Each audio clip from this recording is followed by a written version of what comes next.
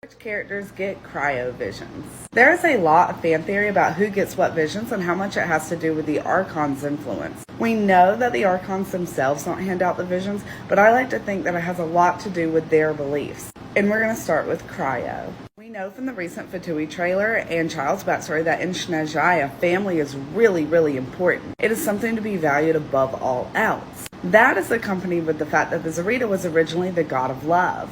So when I think about characters who get cryovisions, it's ones that have a heavy attachment and sentiment towards their family, their dedication to them. But it's those characters who feel abandoned or who feel lost by their family or that they've lost that love. And this really plays into the idea that the Zarita used to be the god of love.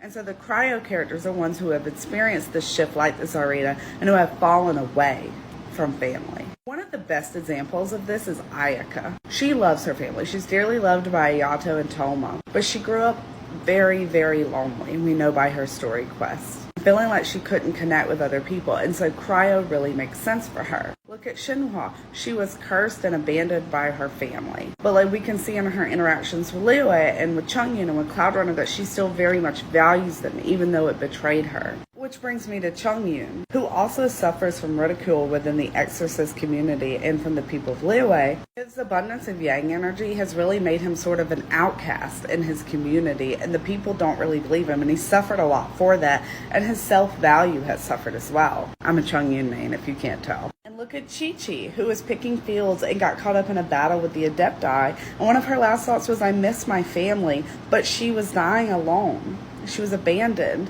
and that's when she got her cryo vision. And Diona suffers a similar fate. She really, really looked up to her father, and then she learned that he was a drunk, and that image shattered. She actually got her vision looking for him after 3 nights when he disappeared, searching for him even though he wasn't the father she thought he was. Speaking of daddy issues, the ultimate cryo boy, Kaya. Kaya was abandoned by his family and taken in by Dilucs and Master Crepus. Kaya got his vision once his family had died, and he tried to come clean to Diluc about being a Conrian spy. Diluc turned on him with his blade, and that's when he was given his vision. Zarya and Eula also have these really traumatic, charged family backstories.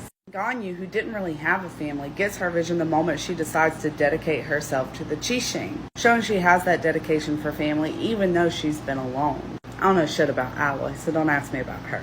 But you can see this thread that cryo is tied to family, but in a very tragic way. And there's perfect contrast with the Pyro characters. What vision should I do next?